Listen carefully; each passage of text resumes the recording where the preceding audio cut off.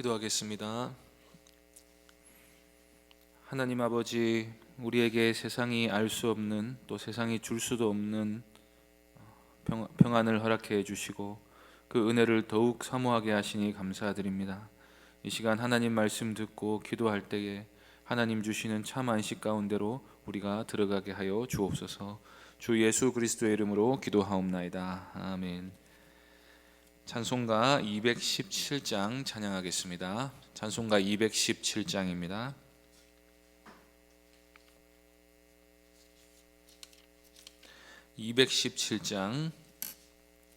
찬송가 217장 함께 찬송하겠습니다. 하나님이 말씀하시기를 내 마음을 나에게 바치어라. 너 어디 있든지 날 섬기며 기쁘게 날 항상 의지하라. 바치어라 내 마음을. 주께서 나에게 이르시네. 캄캄한 죄에서 불러내신 주께서 늘 인도하시리라. 구주께서 말씀하시기를 내 마음을 나에게 다 바치고 사악한 죄에서 벗어나면 나 어찌 널 구원하겠느냐.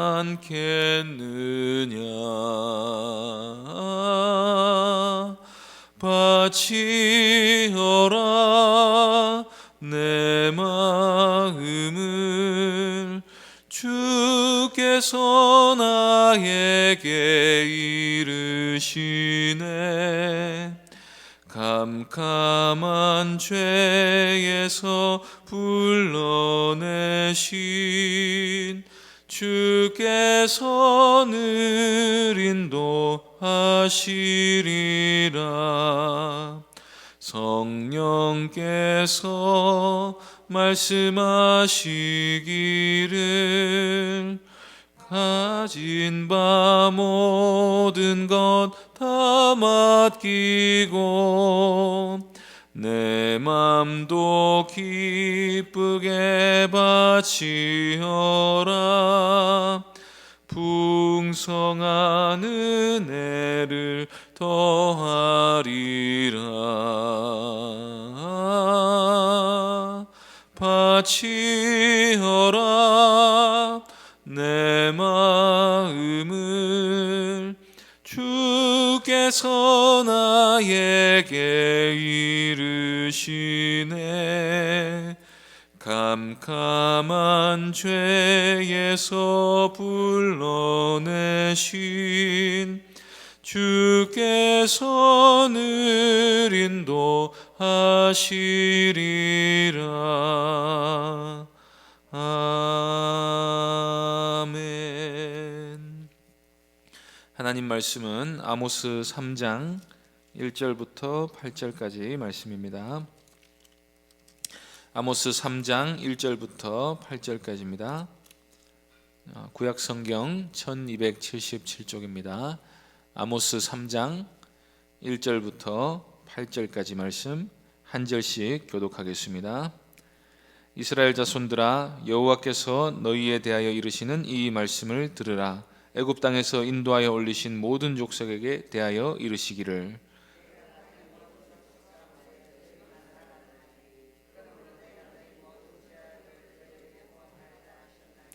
두 사람의 뜻이 같지 않은데 어찌 동행하겠으며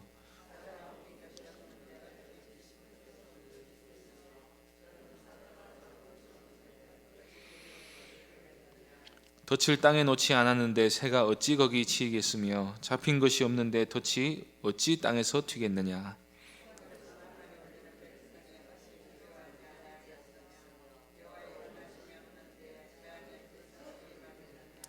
주 여호와께서는 자기의 비밀을 그 종 선지자들에게 보이지 아니하시고는 결코 행하심이 없으시리라. 사자가 부르짖은즉 누가 두려워하지 아니하겠느냐. 주 여호와께서 말씀하신즉 누가 예언하지 아니하겠느냐. 아멘. 이 시간 누가 예언하지 아니하겠느냐는 제목으로 하나님 말씀 전하겠습니다. 우리가 하나님의 말씀을 들어야 하는 가장 큰 이유는 그 말씀이 사람의 말이 아니라 하나님의 말씀이기 때문입니다. 말씀을 듣는 게 우리에게 유익하기 때문에 들어야 하는 측면도 있지만 그보다 더 중요한 것은 말씀하신 분이 하나님이기 때문에 우리가 들어야 하는 것입니다. 그래서 자신에게 그 말씀이 유익이 되느냐 아니냐를 따지기 이전에 하나님의 말씀이면 무조건 아멘하는 사람이 바로 신자입니다. 이야기를 들어보고 자기에게 좋다 싶으면 믿어보기로 하고 부정적이거나 기분 나쁘다 싶으면 듣지 않는 사람은 하나님보다 자기 자신을 더 높이는 우상 숭배자일 뿐입니다. 아모스 선지자는 사실 북이스라엘 사람도 아닙니다. 어쩌면 아모스는 지금 우리나라가 북한에 대해 갖는 감정처럼 금송아지나 숭배하는 악한 정부가 무너지고 속히 유다로 흡수 통일되기를 바라는 입장이었을지도 모릅니다.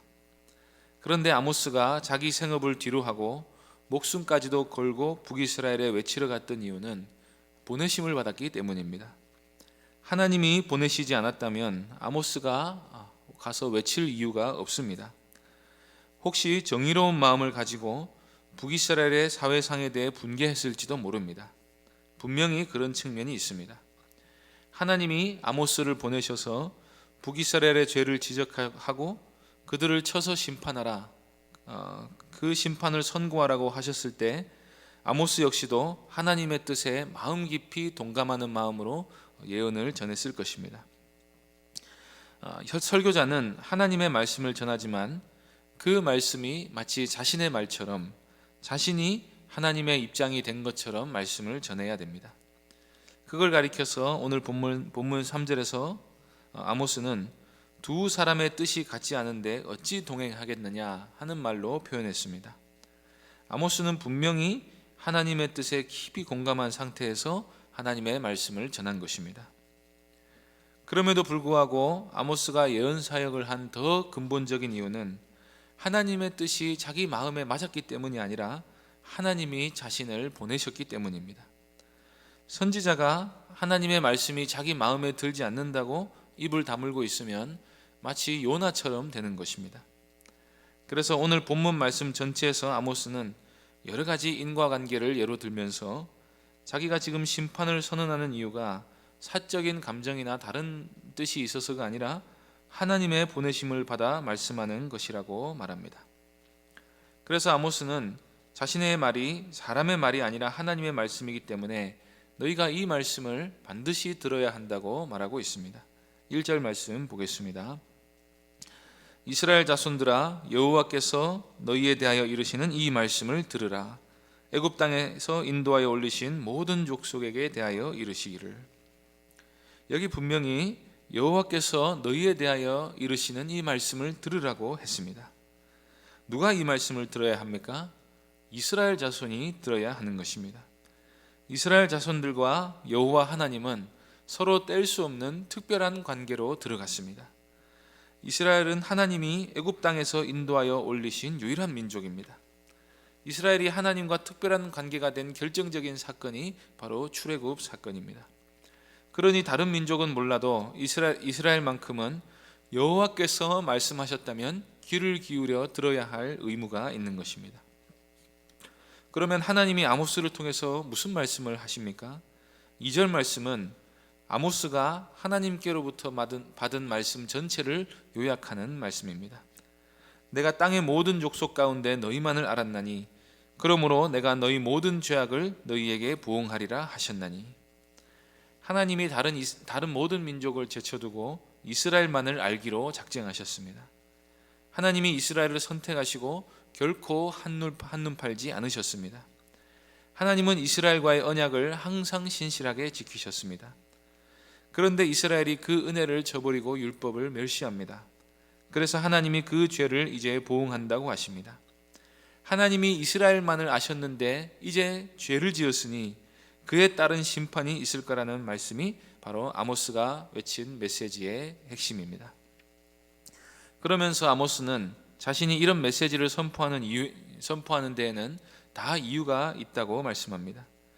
뒤이어 나오는 아모스의 모든 질문은 한마디로 말하면 원인이 있으니 결과가 있다는 뜻입니다.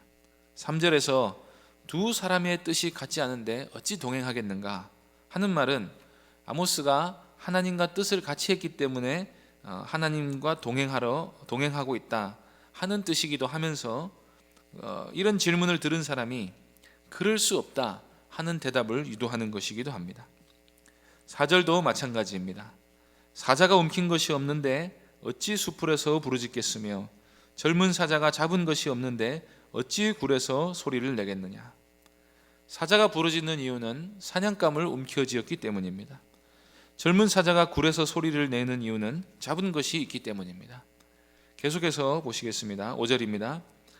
덫을 땅에 놓지 않았는데 새가 어찌 거기 치이겠으며 잡힌 것이 없는데 덫이 어찌 땅에서 튀겠느냐. 덫을 놓지 않았는데도 새가 덫에 치이는 법은 없습니다.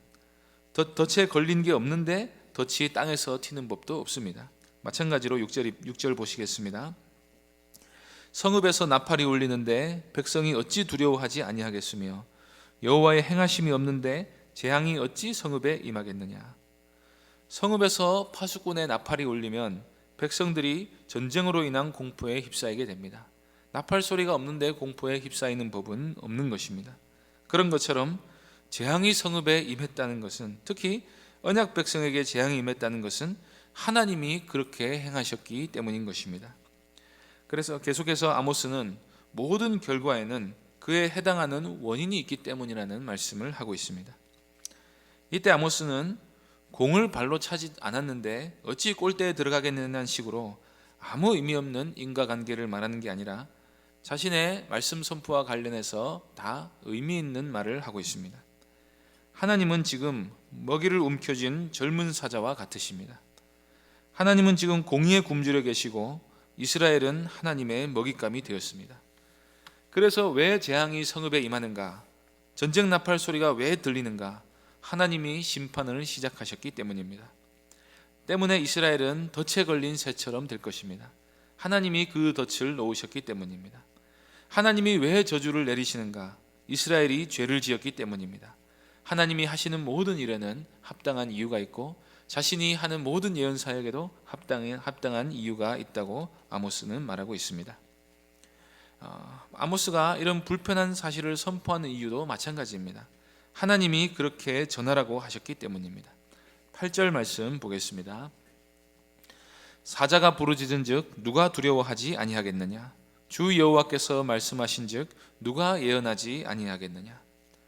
아모스는 사자의 울부짖음을 들었습니다.